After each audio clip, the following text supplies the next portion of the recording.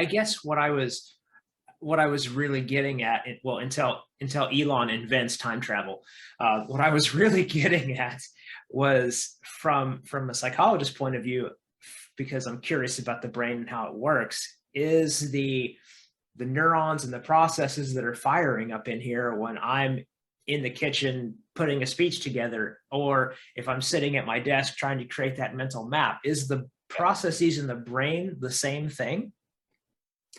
It is. Yeah. It's just you have better feedback in the scenario that you gave. Yeah. In both cases, you're creating a mental hologram of the future. Welcome back, everyone, to the Be Successful podcast. My name is Brian Elam, owner of Dream Biz Coaching, where I help entrepreneurs, coaches, consultants, and experts grow their business in a way that is fun, using the 3 M's of business: your mindset, your messaging, and your marketing. So today I've got an amazing guest.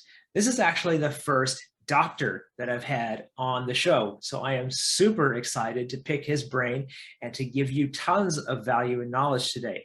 Dr. Todd Snyder, I'm going to read his bona fides because there's a lot of them, so I don't mess them up.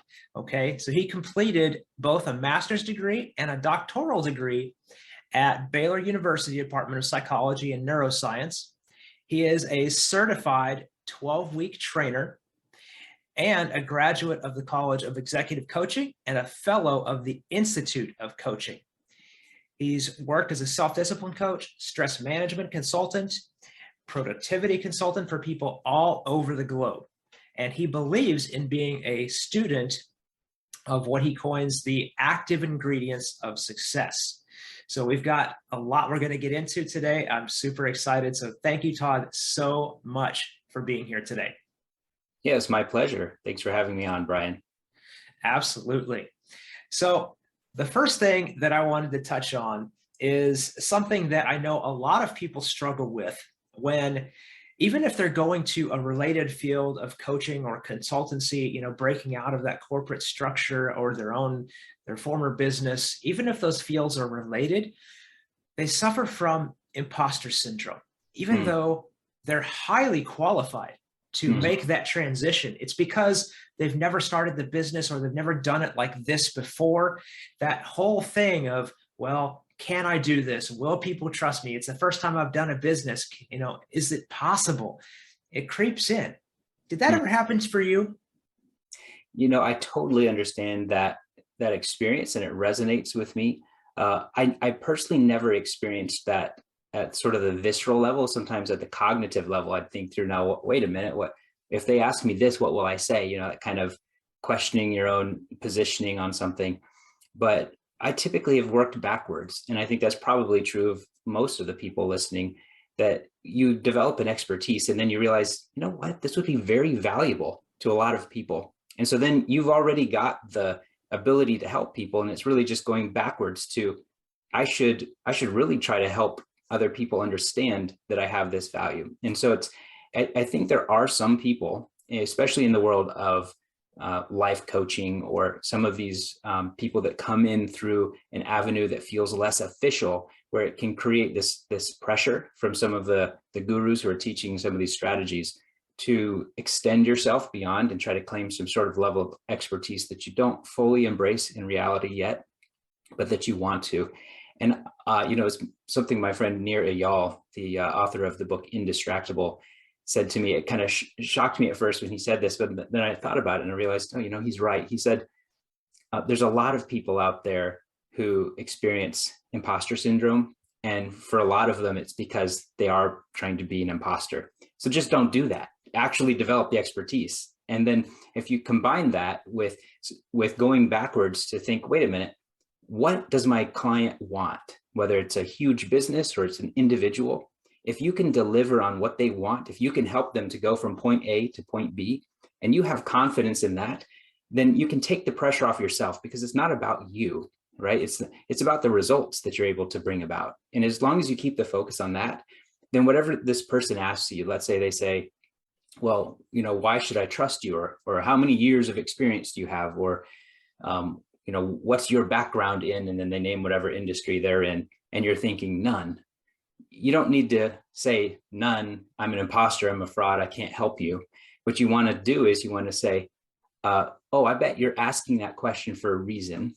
And it has to do with getting from point A to point B. You want to make sure that if we engage in this way, that we're going to actually be able to achieve that result. Am I right?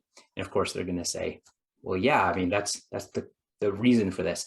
And that's then your segue into, well, here's how I can do that and why my background and experience uniquely fits with the goal that you're trying to accomplish. And if that's not true, of course, you want to back away. You would never want to sell your services to somebody that you didn't believe you could actually help. And that would be not only unethical, but you're not going to get the results for them that you want. And so you've just lost an opportunity to develop a case study testimonial where you could have spent that time working with someone that is your perfect client, where you can really get them from point A to point B. And the difference is so huge that they're happy to talk about how much you've helped them. Awesome. Yeah. Very cool.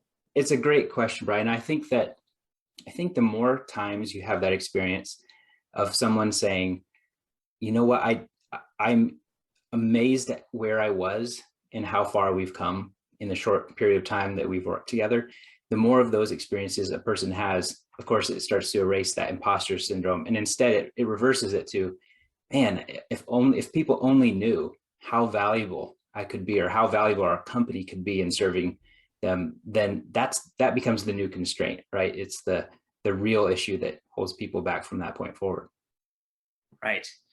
Right.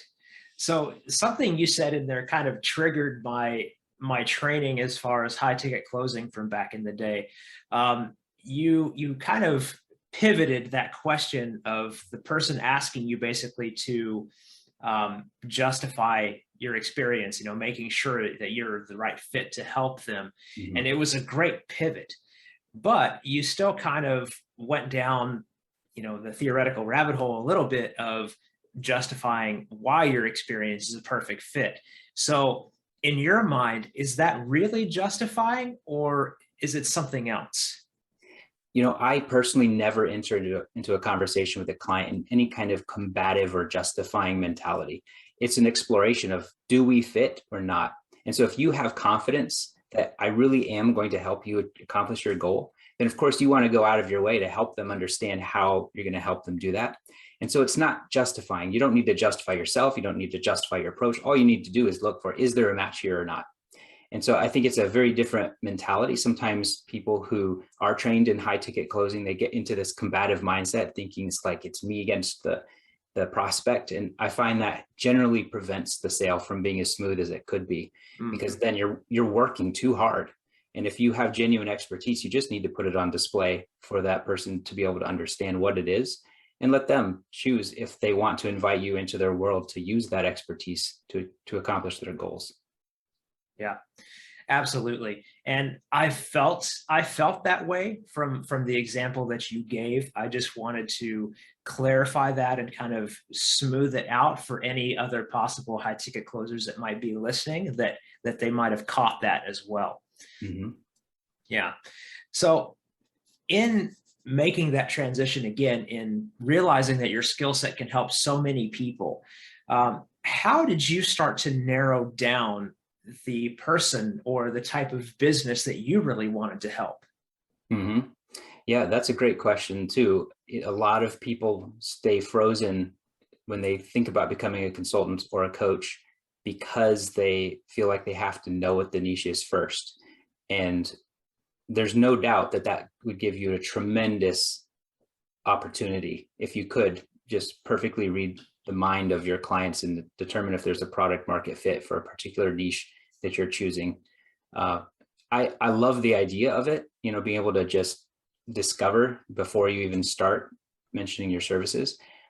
In most cases, though, I think that desire to have it all nailed down perfectly can prevent a person from taking action. So there's the question, do you choose your niche first, or do you let your niche choose you, or kind of discover what your niche is through time?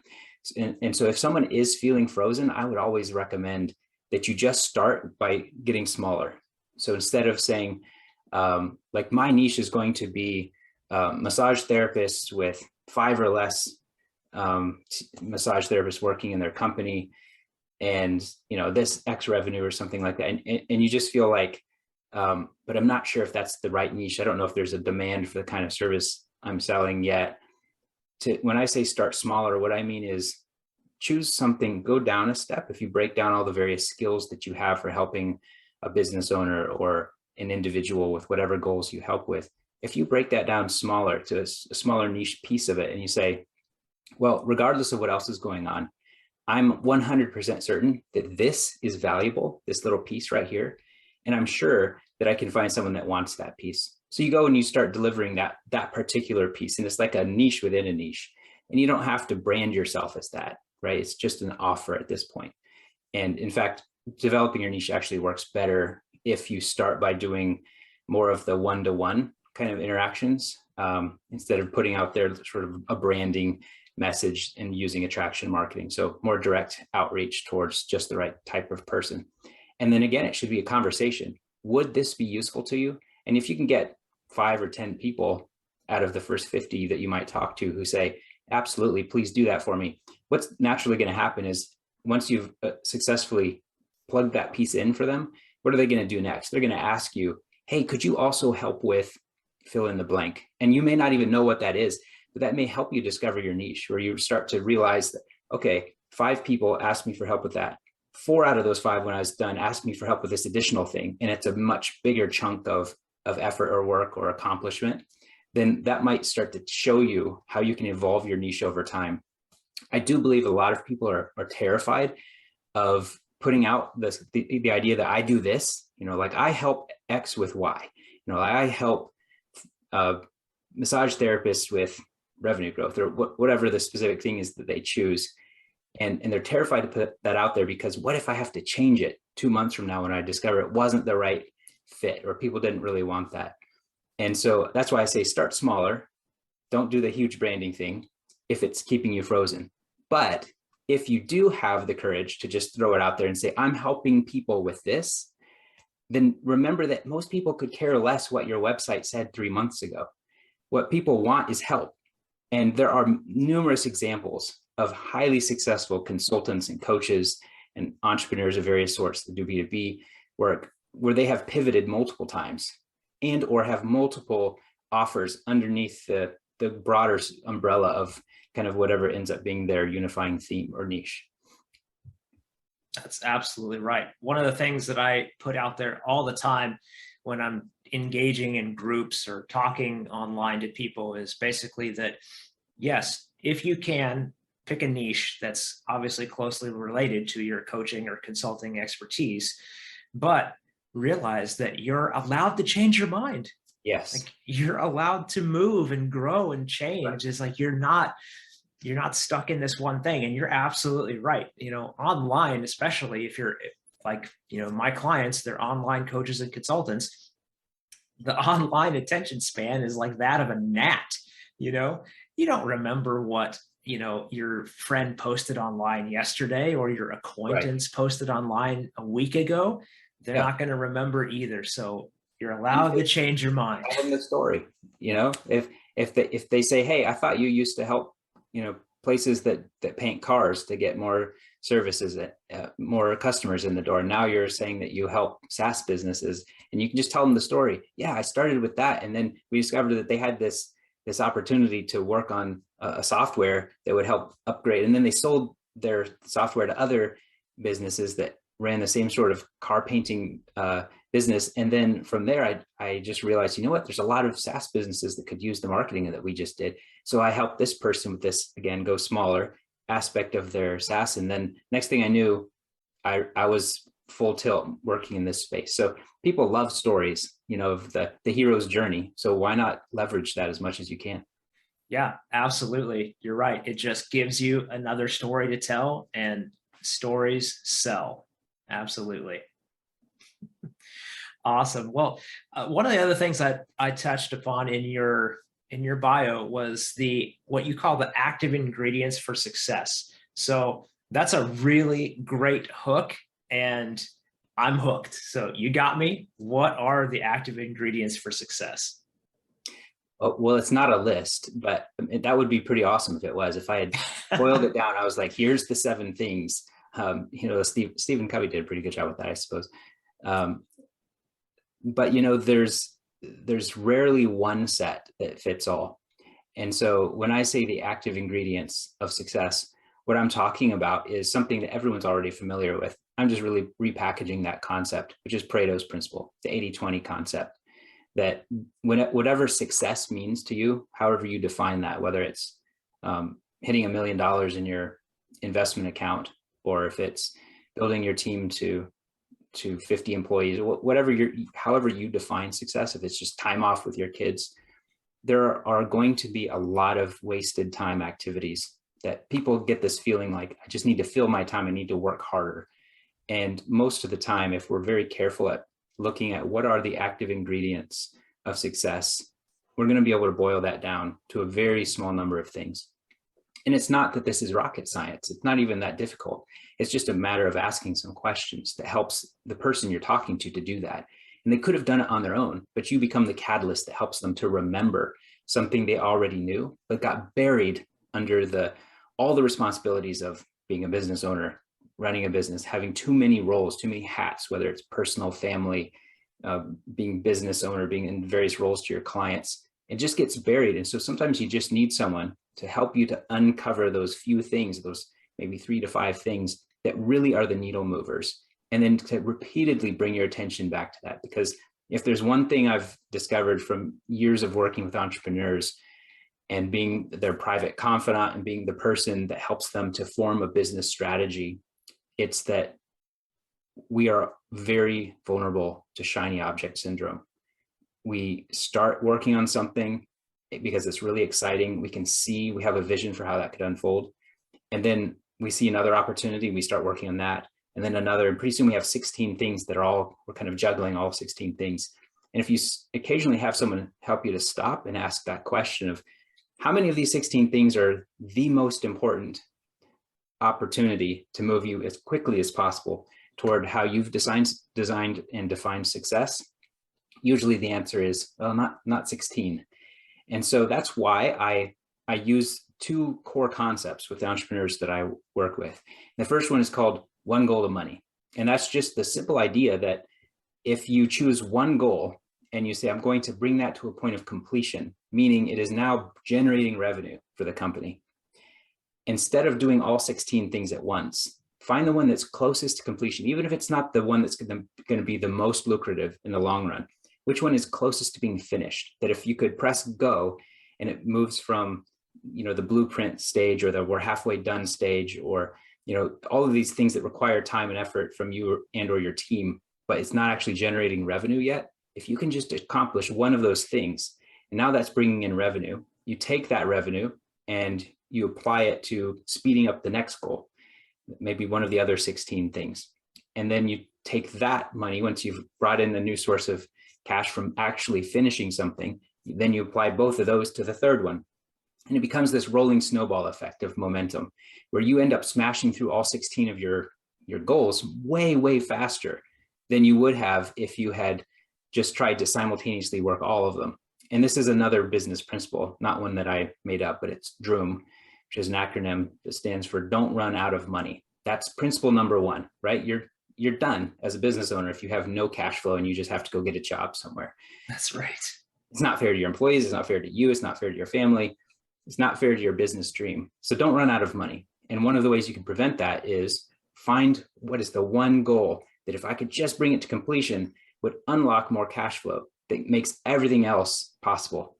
And so that concept of one goal to money, it's couched. The very next step, once you've determined, what is our one goal to money, the thing that we're closest to finishing, then you want to start to activate the theory of constraints. And the theory of constraints asks us to look for bottlenecks.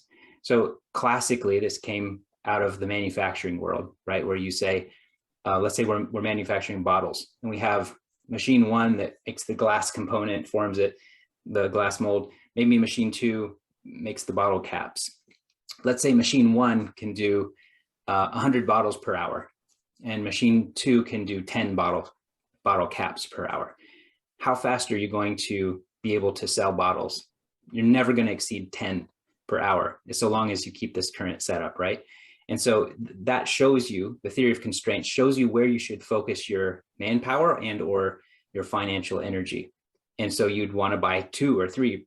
Ideally, you'd want to buy a lot more of those bottle caps. I'm trying to do the math, and I just decided I'm not going to make people wait for me to do the math. Went back in my head, how many bottles did I say?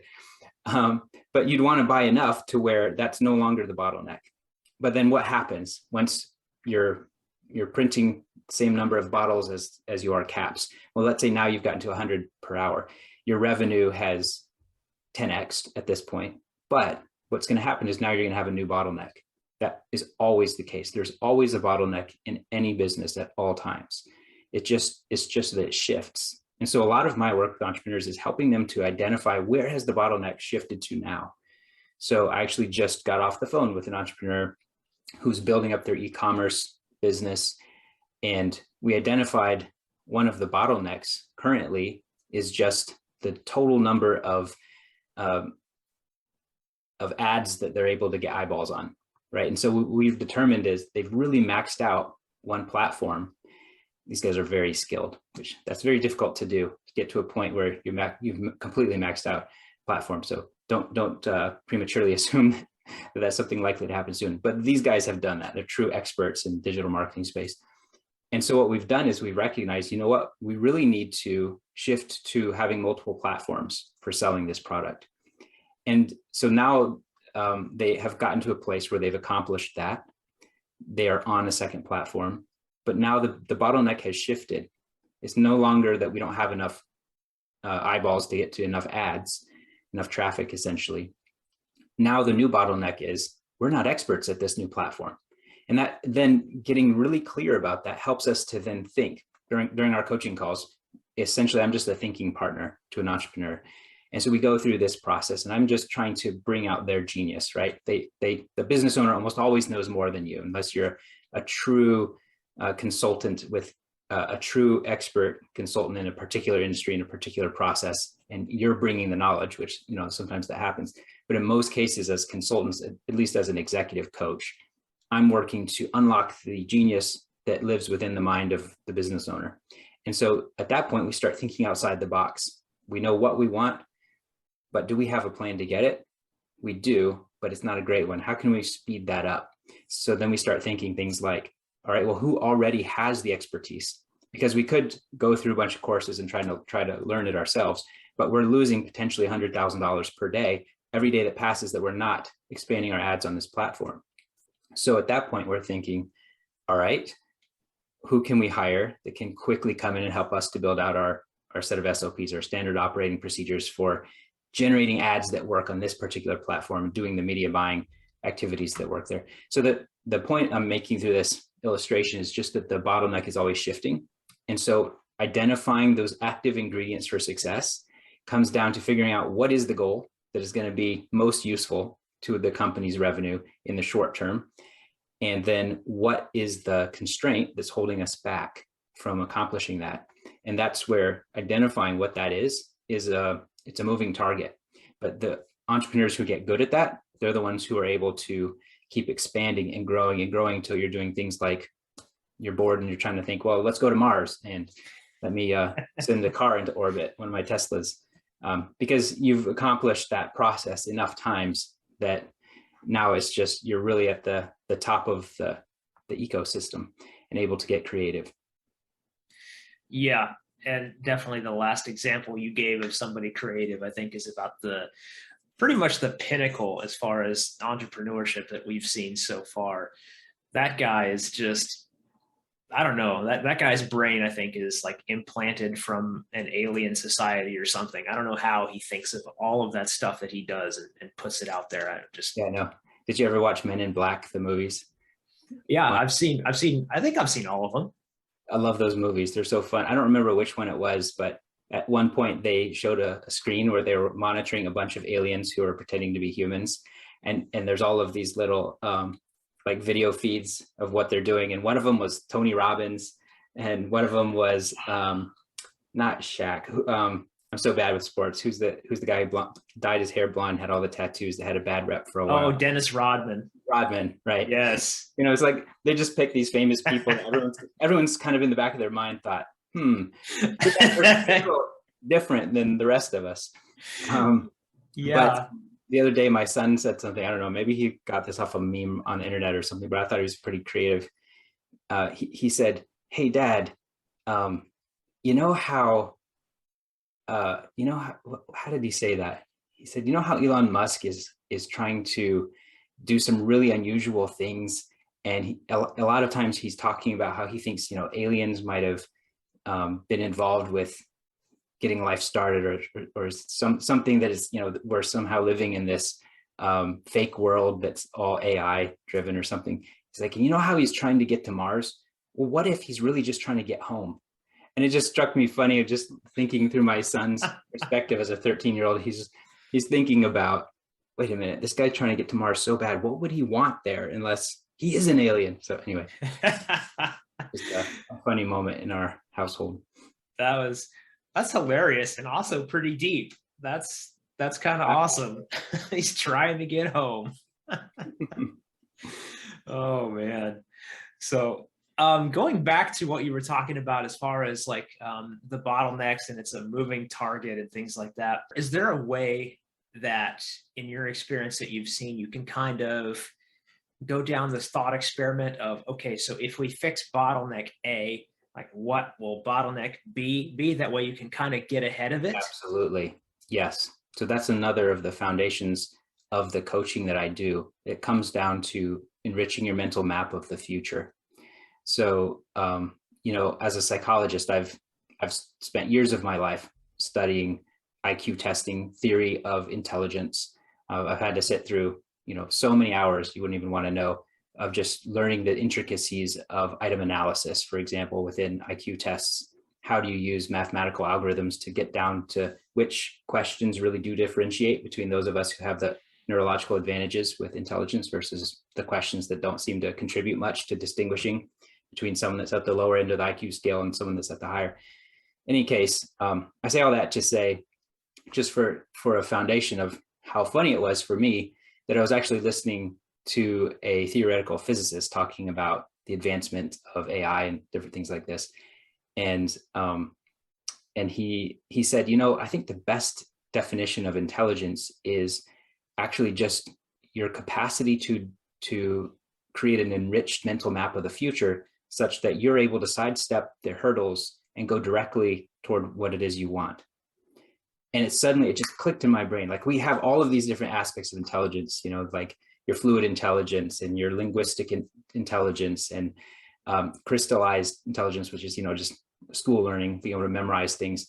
But then there's all these others that people have talked about, like Gardner as a theoretical intelligence researcher, who talks about things like, well, what about the artistic or social skills, which are all forms of intelligence as well.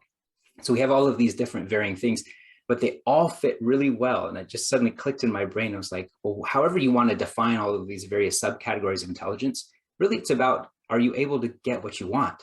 And so a person who is highly intelligent, even if they dropped out of school and became a bank robber, something rather asocial, if their IQ is high enough, if their capacity to create a rich mental map of the future is high enough, they know how to enter into that bank and get the people to respond the way they want to give them the money. They know how to dodge the traps that the police are going to be setting up for them as they try to make their getaway. So you don't have to be good at math. Maybe that guy flunked his algebra test, but he's able to create such a rich mental model of the future.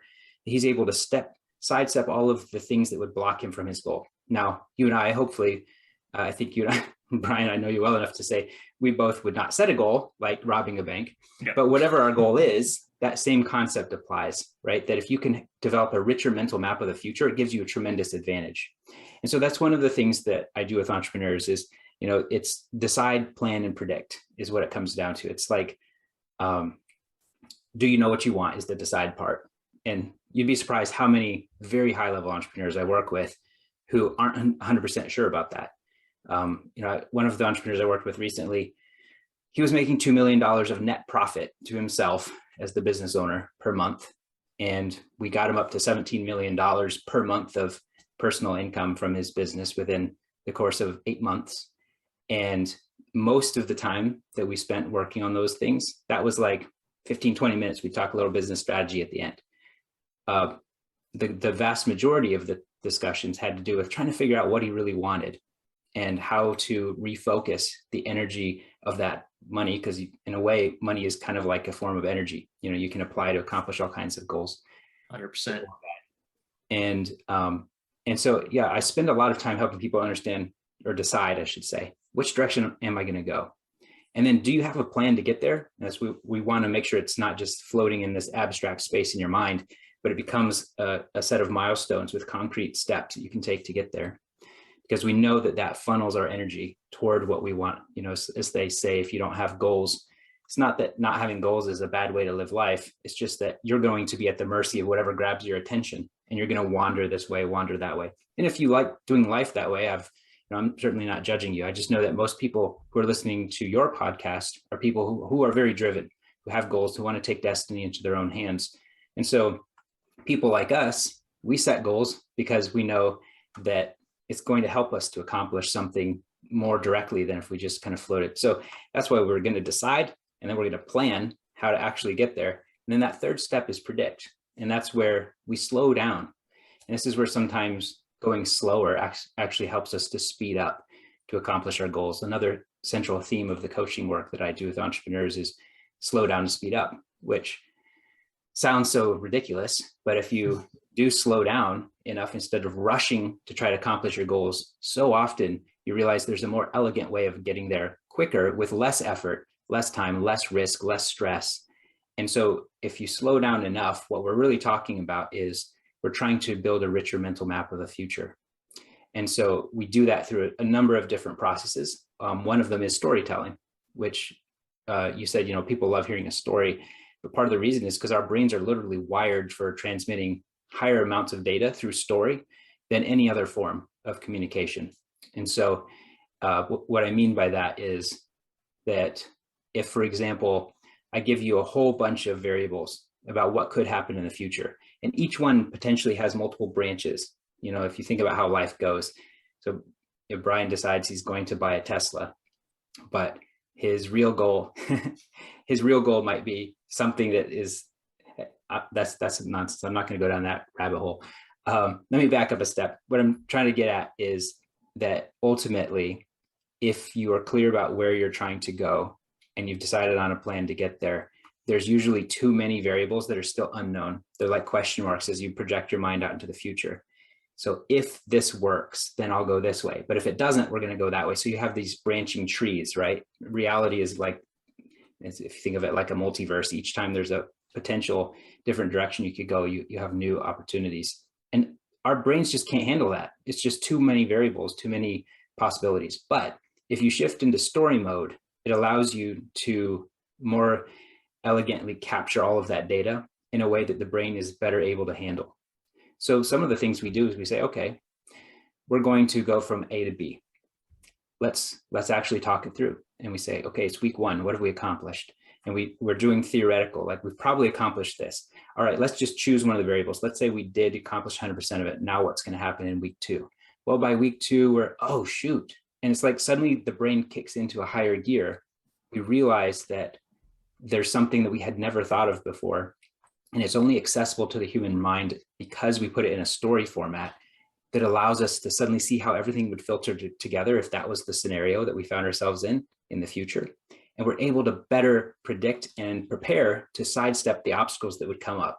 Like, we don't have enough employees for that, or we're going to need a copywriter, or I need to start training on my sales skills to be ready for that moment, or whatever it is that you start to see in the future that allows you to get to your goal faster. That happens because you slowed down enough to speed up through the process of enriching your mental map of the future. That is great.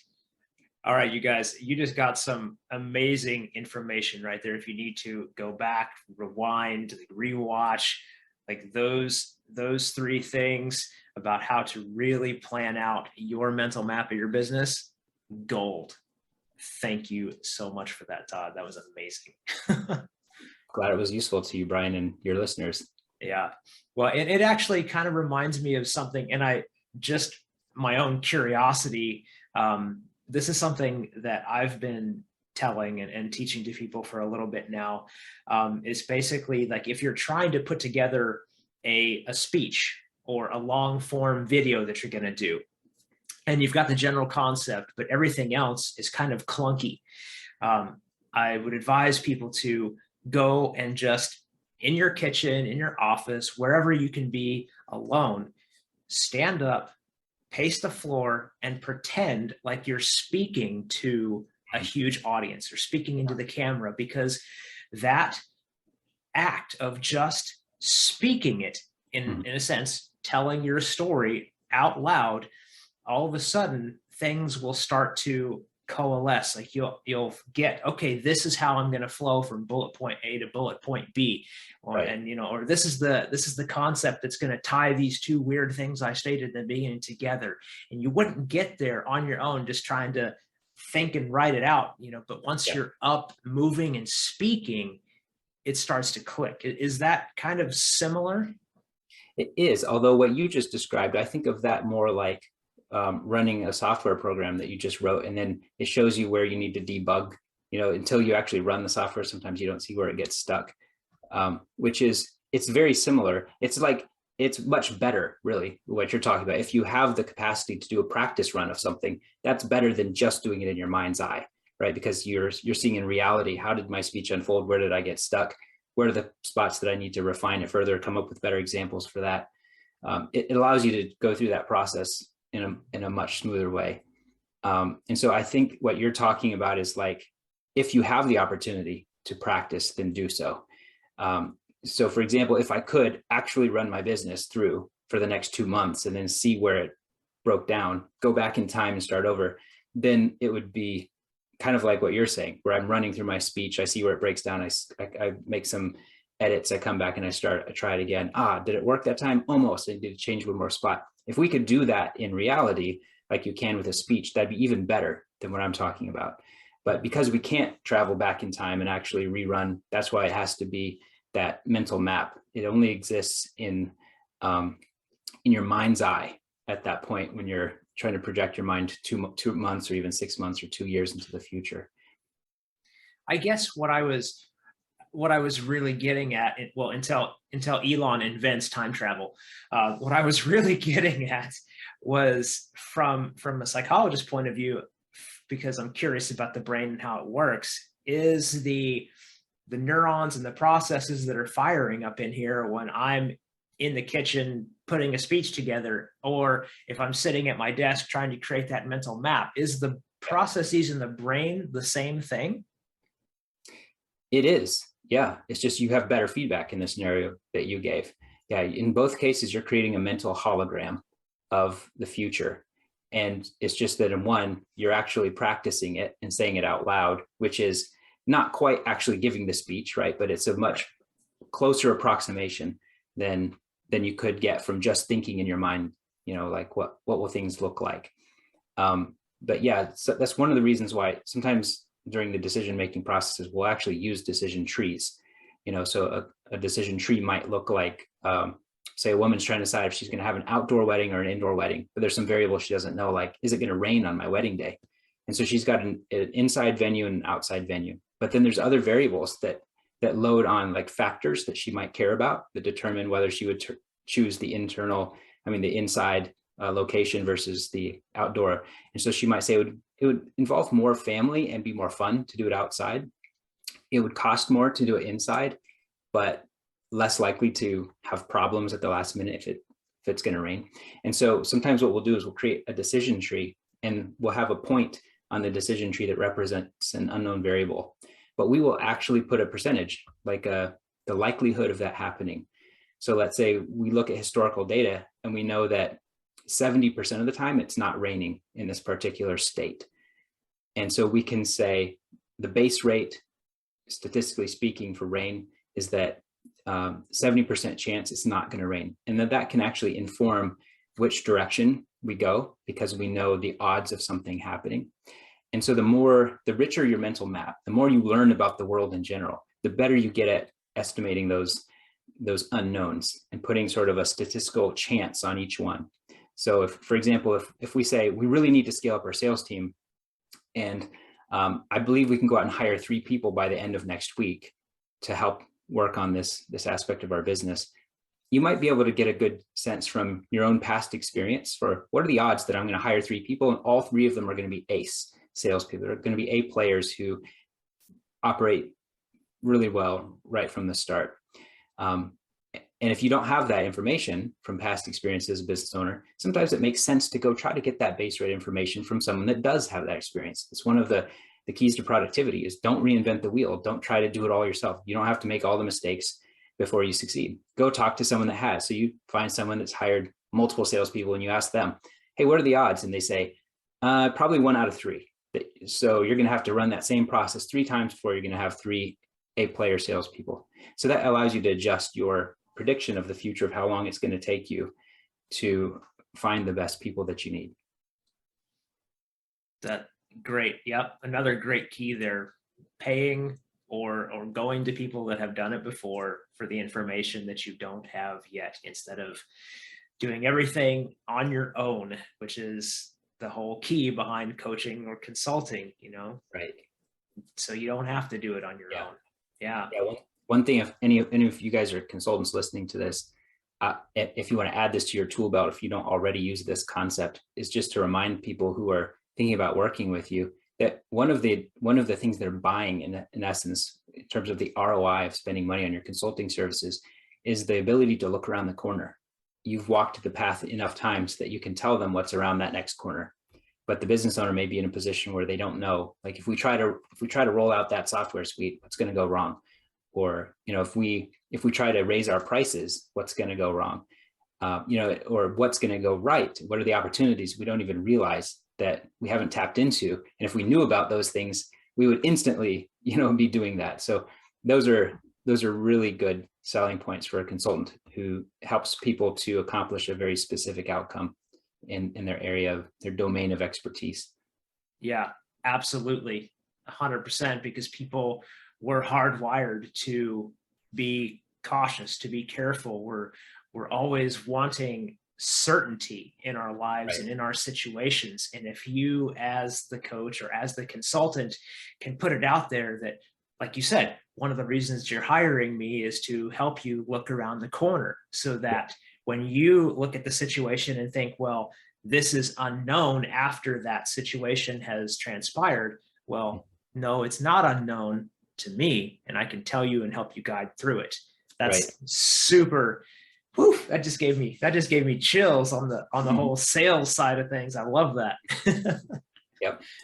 Yeah. In fact, my business partner and I, Jackson Callum, and I just, in our work with First Class Business, which is a branch of our mutual efforts to try to unlock the next level for business owners who don't want to just think about the future, but they also want to be able to look at the future and see all of the various components that are going to take a long time.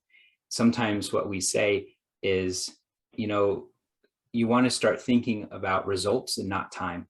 You as the business owner don't have time to operationalize and sort of optimize every layer of your business from the ground up, from the vision of what we're trying to accomplish all the way to having the marketing and the sales and all of your funnels and everything in place. That whole structure of what allows a business to grow is what we target, but it's just kind of overwhelming for a business owner to think about. So instead, one of the things we do is we say, just remember that what you're really trying to accomplish here is not just being more effective with your own thinking. You're trying to accomplish a result, right? And so we help them to think about the ROI by reminding them that what our specialty is in this particular business that we formed together, firstclassbusiness.io. What we do is we find the teams that can accomplish things faster so that you can delegate to those teams through us. So you don't have to be the hub. I know a lot of entrepreneurs, especially when starting out, experience this, where they're the hub and there's all of these spokes, right? Different departments or different people you've hired, and every question comes back to you. And so at some point, your mind share is just tapped out. You can't even respond to people fast enough to unblock them to keep going. And so we try to remove that feeling of being stuck as the the hub that's getting all the questions, and add in another high level thinker who's doing that kind of projecting to the future, saying, well, if you're trying to get from A to B and you need these marketing services done, what if we installed both a hub and the teams to be able to accomplish it? So this is another example of just trying to take an end result that somebody wants and help them to recognize the ROI that's on that. And it's sometimes, if you can talk to someone about the end result, the money becomes a non-issue. Because if I can help you, like if you're trying to get through a door and on the other side of that door is $1 million and it's on fire, and I'm trying to sell you an axe, and this axe costs $200,000. Under normal circumstances, you look at my axe and be like, I'm not paying $200,000 for an axe. But if I say the money is $1 million is on the other side of this wooden door and it's currently on fire, the faster you can get through this, the more of that $1 million you can salvage. Suddenly it becomes a no-brainer. Yes, here's the 200,000, give me the axe. They break through and they recover $800,000 of that money. So essentially you're just framing it for them as, this is you accomplishing the goal that you want to faster, which breaks people out of the mindset that we often are taught, just as humans by our families, which is don't spend money, conserve, try to keep everything small and careful, because if you go into debt, that's bad, right? And when we get into the business world, we discover that sometimes it's the opposite. The faster you can unlock new sources of revenue, even if it costs you some money to get there, if it's a fairly guaranteed process to move towards those higher levels of revenue, then you want to spend as much money as fast as you can if you're spending $1 to get back 3. So just another idea that I found particularly useful. It's one of the the decision tools I use when I decide if I'm going to hire an employee. Also something I use when I'm deciding if I'm going to hire a consultant or even a coach for myself is what is the end goal? Stop thinking about what do they cost. Think about what is it worth it to me if they can speed me up in accomplishing that goal. All right. Well, so, okay, there's 2 things, but one of the things that caught me just right then is you said that's one of the things you consider when hiring a coach or consultant for yourself. Yeah. You do that? Oh yeah, absolutely. I've hired some of the biggest names out there that you'd recognize if I name them. Some of them I have NDAs with, but some of them, like Ari Meisel, for example, the author of Less Doing. I've worked with him 6 months out of this past year, and I hired him even though I'm a productivity coach myself. He's also a productivity coach. Well, I practice what I preach. And just because I know stuff, just because I have the head knowledge, doesn't mean that I'm applying it as well as I could to myself. I've sometimes had the thought, man, I'm such a good coach, right? After I have some breakthrough with a client or something, I have that sort of self-congratulatory thought. And I'm like, if only I could be a coach to myself, I'd accomplish so much more. And I'm like, wait a minute, there's a lot of talented coaches out there. I should hire one. And so I absolutely do. I work with coaches consistently. Part of it too is that if someone asked me, well, do you have a coach? It would be rather strange if I said, coaching is so valuable, all business owners need one. And I said, well, no, I don't. I don't use a coach. That would be kind of a strange thing to say. And I've had multiple people ask me that during an introduction call where we're trying to decide if this is a good fit or not. They'll ask me that question. I say, absolutely. I always have a coach. In fact, I spend a lot of my budget on coaching because it keeps expanding what I'm able to accomplish. And so I actually get toward my goals faster with coaches than without. Amen. I just wanted to kind of drive that point home for anybody that might be skeptical about coaching coaches. Every good coach, every consultant that I have come across, that I have personally been mentored by, they have coaches themselves. So, and you just heard it here, folks, there's a reason why. Okay, so going back to the end result that a business owner wants to have, an entrepreneur wants to have to level themselves up, level their business up. When we spoke previously, before getting on this podcast, you mentioned something about how to kind of help almost guide out I would say like a pre-mental map vision, not going down the complete rabbit hole of the mental map, but kind of getting their feet wet in that concept.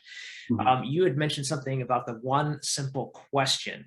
And I was wondering if you could go into that a little bit in the time we've got left for the audience here. Yeah, I would love to. So it's my favorite question in all of the coaching work we do. It's also sometimes the most difficult question, and it's not something a business owner can necessarily answer right away. But we're talking about the point at which we've identified clearly a goal for the business, and we've said, this is what I want to achieve. Or sometimes it's a personal goal, a certain amount of revenue that's spit back as profit to the business owner, something like that. But as soon as you've recognized what that goal is, then we begin the process of working through the theory of constraints. And that process often starts with the question, well, why don't we just do that tomorrow? So let's say the goal is, I want to go from 70,000 a month to 100,000 a month. Okay, let's just do it tomorrow. And of course, at first, you get that reaction of, what? No, that's not possible. And that leads to the question, well, why not? What would stop us? And that helps you to very quickly zero in on what would stop you. Sometimes is the bottleneck. Sometimes you have to keep digging deeper than that. So the answer might be, well, we don't have enough salespeople to take that many calls to be able to raise our revenue. Okay, well, maybe hiring salespeople is the bottleneck right now. No, it's actually not, because we don't have enough cash flow to hire right now.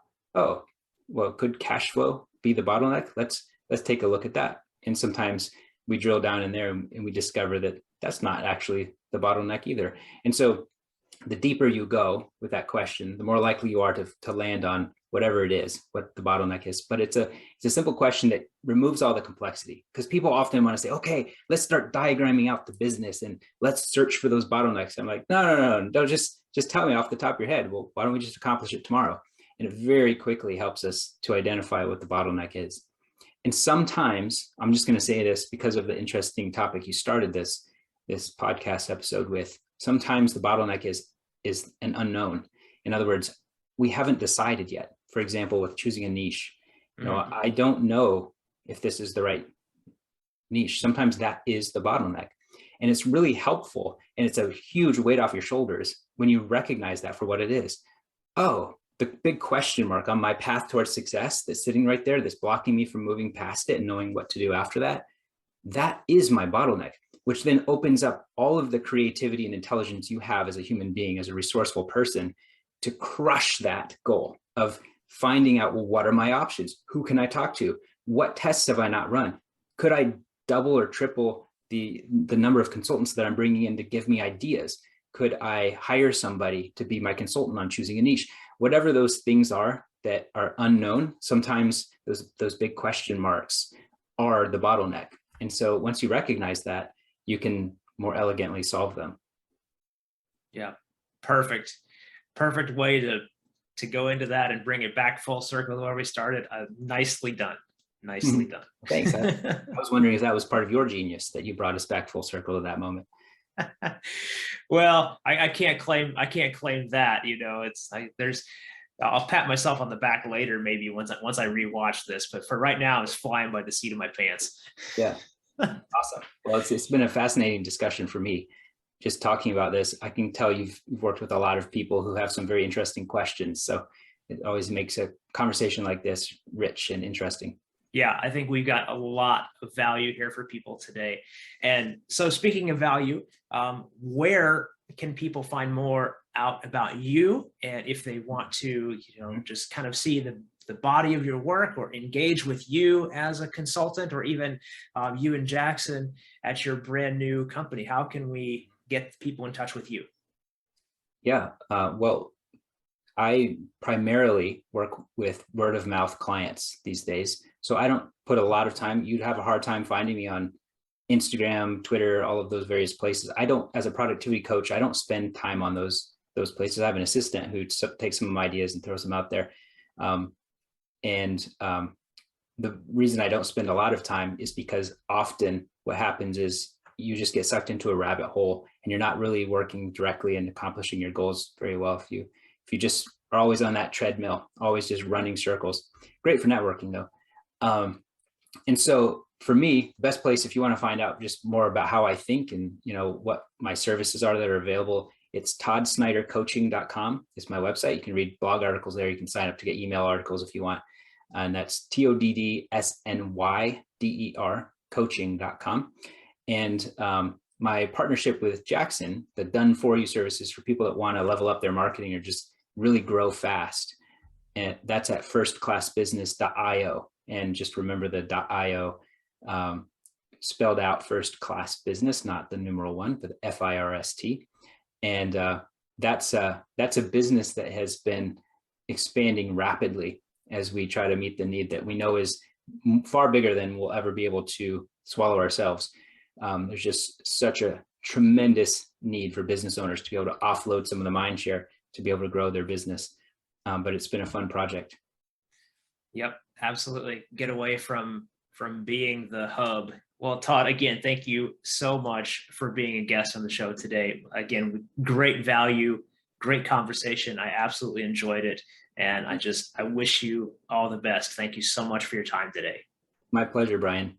And I'll keep listening. Thanks for producing this great podcast.